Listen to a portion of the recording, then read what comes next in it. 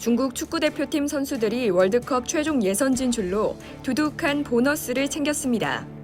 시진핑 중국 국가주석이 축구 굴기를 내세우자 좋은 성적에 기쁜 나머지 월드컵 진출도 아니고 최종 예선 진출인데 벌써부터 돈잔치를 벌이네요. 지난 16일 홍콩 사우스차이나 모닝포스트는 중국 대표팀이 2022 카타르 월드컵 2차 예선에서 시리아에 승리해 최종 예선에 진출했다며 최종 예선 진출과 함께 어마어마한 보너스도 받았다고 보도했습니다. 리티에 감독이 이끄는 중국 대표팀은 아랍에미리트 샤르자 스타디움에서 열린 2022 카타르 월드컵 아시아 2차 예선 A조 최종전에서 시리아에 3대1로 승리했습니다. 중국은 6승 1무 1패를 기록하며 조 2위로 최종 예선에 합류했습니다. 매체는 중국 축구협회는 선수들을 위해 1,200만 위안을 준비했다며 상금 중 절반은 시리아전 승리에 따른 것이라고 언급했습니다. 이에 앞서 지난 15일 중국 타이탄 스포츠는 공식 트위터에 중국 대표팀은 시리아를 상대로 승리를 노린다며 괌 100만 위안, 몰디브 200만 위안, 필리핀 300만 위안, 시리아 600만 위안을 각 경기 승리 수당으로 책정했다고 전했습니다. 시 주석은 오는 2050년까지 중국이 월드컵 우승 후보가 될 수 있도록 축구 강국을 만드는 게 목표인데요.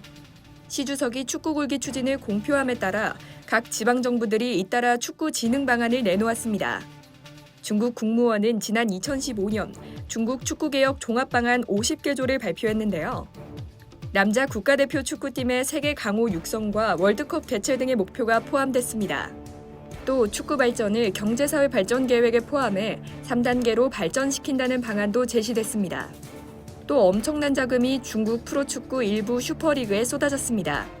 선수들 평균 연봉부터 우리의 K리그와 엄청난 차이가 나는데요.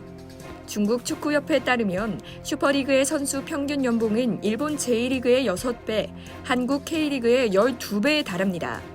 또 해외 유명 선수들을 영입하는 데도 돈을 아끼지 않고 있습니다. 헐크, 파투, 자하비 등을 영입하는 데 성공했고 메시, 호날두에게도 거액의 이적료를 제시한 것으로 알려졌습니다.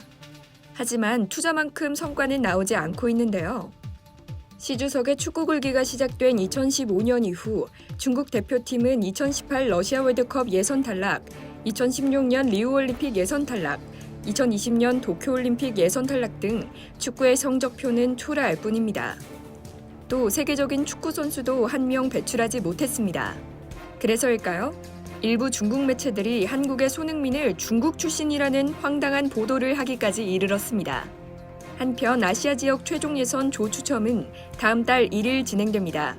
중국 대표팀은 한국, 이란, 일본, 호주 등 강팀과 한 조에 포함될 가능성이 큰데요.